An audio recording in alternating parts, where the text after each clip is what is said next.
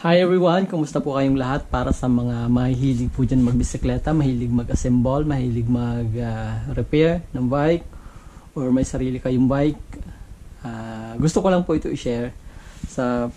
For today's video po, mag-assemble ako ng headset. So ito po siya. Ito na po yung sa headset po natin, yung bearing, ito po. Yan, yung dalawa. And then ito po yung port. And ito po, drop bar po yung ikakabit ko po dito. Actually po yung bisikleta ko po na yan,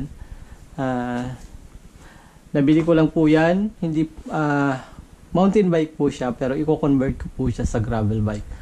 So pag okay na po yan lahat, ipapakita ko po sa inyo. So for today po, gusto ko lang ipakita yung first step para ma-assemble po siya. So una po, ito po yung gagawin natin.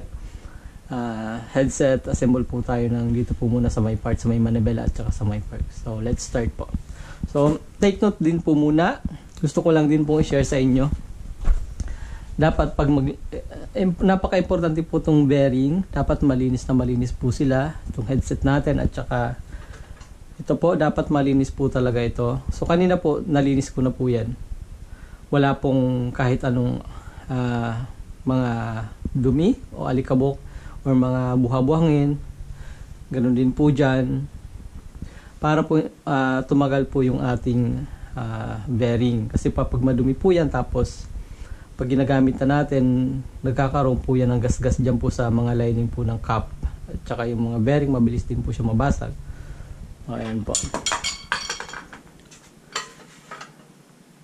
So, and then, syempre, ito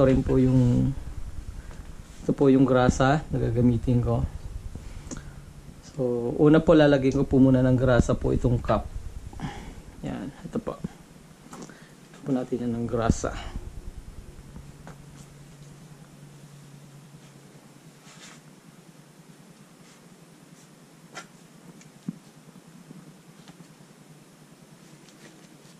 Sa paglalagay po ng grasa, wag po masyadong marami, no? Yung kaunti lang, yung tama lang, kasi minsan po kasi yung sobrang dami ng grasa, yun din po yung nagkukos ng para masira po yung mga bearing po natin.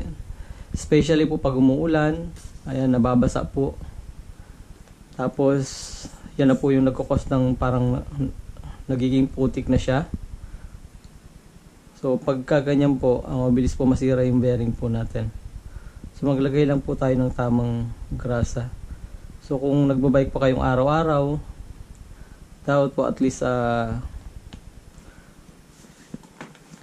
pag may inabot kayo ng ulan, dapat check nyo agad yung bearing nyo, kalasin nyo po kagad. Kaya napaka-importanteng hindi lang kayo nagbabike, dapat marunong po kayo sa bisikleta po. Marunong po kayo magmekaniko ng bike. Para hindi na po kayo nagpapagawa sa kung kani-kanino, para alam nyo po yung parts ng mga bisikleta nyo. Kung ano yung mabilis masira, ano yung kailangan palitan.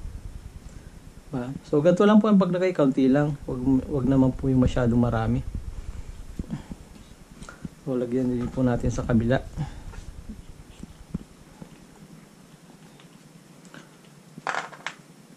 So yung bisikleta po na to, nabili ko po siya, paulit-ulitin ng sorry. So nabili ko po siya, marami po talagang sira. Mura ko na lang din po itong nabili. So ayun po, kung gusto niyo pong mag-venture ng bisikleta, nagkahilig po kayo sa bike, wag po kayong bumili ng brand new. Mas maganda pong mag-assemble po kayo. Bili po kayo ng bisikletang yung trip niyo po. Kung gusto niyo po ng hindi naman po kayo nagre-race, gusto niyo lang po makapunta sa gusto yung pasyalan, yan. Tapos ang lugar niyo po ay mabundok, o gamit po kayo ng mountain bike. So pwede kayong bumili ng mountain bike na kahit mga second at mga mura lang, para makamura kayo. Tapos pag-aralan nyo, kayo mismo ang gumawa, bili lang kayo ng mga tools para alam nyo yung bisikleta nyo, kabisado nyo. Kasi kung nagbabike nga kayo, tapos mayat maya hindi nasisira, tapos hindi nyo alam gawin, papagawa nyo pa, so gastos. So mas nakakatipid po tayo kung marunong tayong magmekaniko ng bisikleta. Yan, ganyan lang po. So, konti lang, huwag masyadong marami. So, yung iba po kasi pati dyan sa loob nilalagyan. So, hindi po ganun. So, hindi naman po sasakyan yung, hindi naman po core ang ating bike para sobrang dami ng ng grasa. So, ito po yung bearing sa taas. Tapos sa baba. So, una po, so nalagyan ko na po yan, i-set aside po muna natin. So, ito na po yung fork. So, importante din po na malinis po ito. Wala pong kahit anong alikabok o mga maliliit na buhangin. So, una po, ito, lagay ko na po ito. Ito po, isa po ito baka minsan hindi nyo po ito nailalagay. Ayan po, dyan po yan. Para dyan po ilalapat po yung bearing. So, ito na po siya. Ito po yung isa. So, pag sa ilalim po, pag yung sa ilalim na bearing, dapat nakaganto po siya. Hindi po nakaganon ha. So, nakaganyan. Yan. Yan po. Okay? So, wag na po tayo maglagay ng dito, ng grasa para hindi naman makalat yung bike natin. Yan. So, after po nyan, lagay na po natin. Yan po.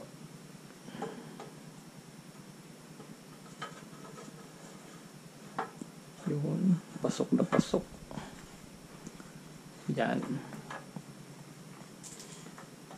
Wait lang po lagyan po natin ng patungan para mas okay. Ang patungan. Mahiwagang patungan. Sensya na po sa patungan ko. So ayan po, naitayo na po natin. Okay na po yung ilalim. Punas-punas lang. Yan. So ayan na po. So next po, yung bearing po dito sa ibabaw. So pag dito po sa ibabaw, so yung bearing po natin, di ba yung sa ilalim pag ganito siya? Yung sa ibabaw naman pag ganyan. So ilagay natin. So ayan. Pasok na pasok. Tapos punas. Dapat malinis po.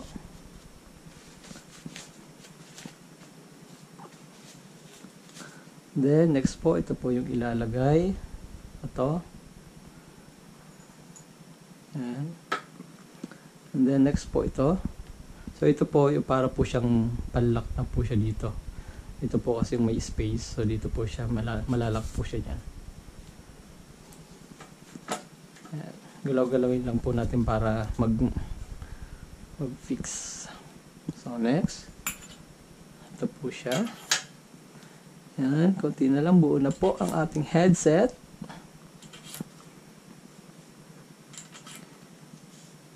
Yan. Sa mga mahilig po dyan magbisikleta, kung nagustuhan nyo po yung aking vlog, so please consider po to subscribe. Marami pa po akong i-share tungkol po sa bisikleta. At yung mga lugar pong pinupuntahan ko, sinishare ko po dito sa YouTube. So at least hindi man po kayo nakapunta sa binuntahan ko, makita nyo po kung anong ganda po ng ng lugar na napapasyalan ko dito. So sana po makonsider nyo po, and then don't forget to click po yung notification bell. You can select the all para every time na may upload tayo na no-notify po kayo. So next na po natin, ito yung arm. Yan po yung arm. So dapat po malinis din po talaga ito, yung dito, para swabe po yung yan. Ayan po. So okay na, ganda na tignan. Syempre higpitan lang po na muna natin ang kaunti. So pag ganito po nag-assemble kayo, huwag nyo po munang higpitan lahat kasi may mga adjustment pa po yan pag magra-ride na kayo, pag i-roll test nyo na. So just as simple, tight, hindi po masyado. Yun. And then so So, kung titignan nyo po, ginagalaw-galaw ko, so may alog pa po yan. Mamaya po, papakita ko sa paano ko po yan i-adjust na wala na pong alog-alog. Saan na ba yung aking martilyo? So, ito po yung, so, sa pag re-repair po kayo ng bike, importante mayroon po kayong ganito, yung rubber hammer, yung mga pamukpok. So, huwag po tayo gagamit ng martilyong bakal para hindi nadadamage yung ating mga parts ng bisikleta. So, next. So, ito na po yung drop bar ko. So, nabili ko po siya sa online. Carbon po to, sobrang gaan. So, so dati po niya na na ito po yung old na kanyang handlebar, straight po siya kasi mountain bike nga po. So ngayon i-convert po siya sa gravel bike. Kaya pinalitan ko po siya ng drop bar. So as you can see po, ito may rubber, ito yung interior, nilagay ko po siya diyan para hindi po siya magagasgas pag nilagay po natin siya dito. Ba? Ganda. Ganun po. So yun po, don't forget to subscribe sa mga baguhan lang po sa akin channel.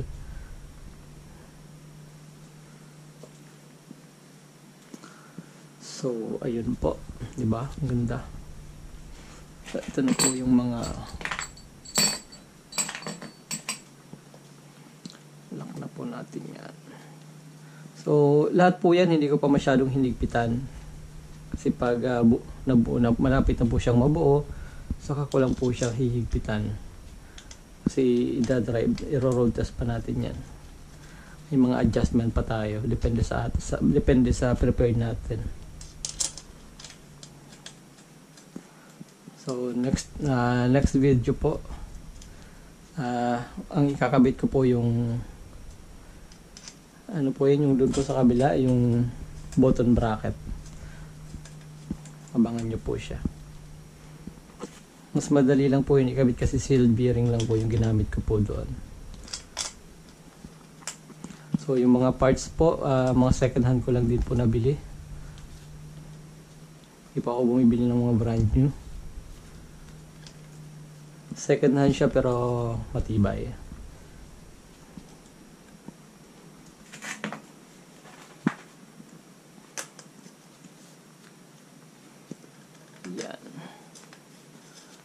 So, first time ko lang din po mag-assemble ng ganitong bike. So, actually, yung gravel bike ba. So, first time, sinabi kong first time kasi ito ginawa ko po siyang drop bar kaya yung brake lever nito at saka yung sa shifter sa mga cambio natin nakakabit na sa sa lever niya. Kaya medyo challenging po ito. Kaya abangan nyo po. Papakita ko po sa inyo lahat step by step. Okay. So ayan na po. Ayan na. So ayan. So syempre ito, huwag po natin itong kalimutan. Ito po yung sa ibabaw para ma-adjust natin ng maayos. Yung kumbaga parang wala na siyang alog dito. Yun po siya paano po siya gagawin.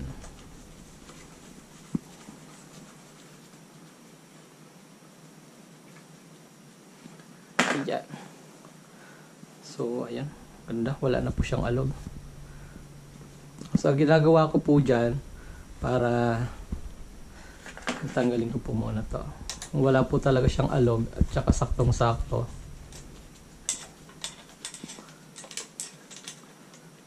Diba ginagalaw-galaw niya po, diba may alog pa po yan. Dito po, wag niyo po muna itong masyadong i-lock. Yan. Luwagan niya po muna ng konti. Ayan. Ayan. Tapos, pupuk nyo lang po muna ng konti. Dahan-dahan lang alalay. Ayan. Ayan. Sa kanya, ipitan po ng konti lang. Konti lang po. Yung magagalaw nyo pa po yung drop bar nyo para may mga adjusting pa kasi yan. Ayan. Sakto lang po yung nagagalaw-galaw. Yan, kita niyo po. Wala na po siyang alog. Ang ganda. Yan, swabing swabe.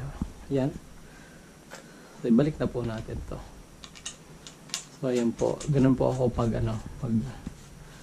adjust yan para wala po talagang alog-alog. So, hindi ko pa rin po ito ihigpitan ng masyado. Sakto lang.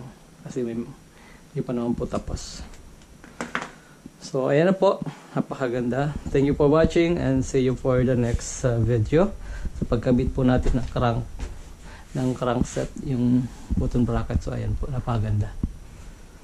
So, thank you. Thank you for watching. Bye-bye.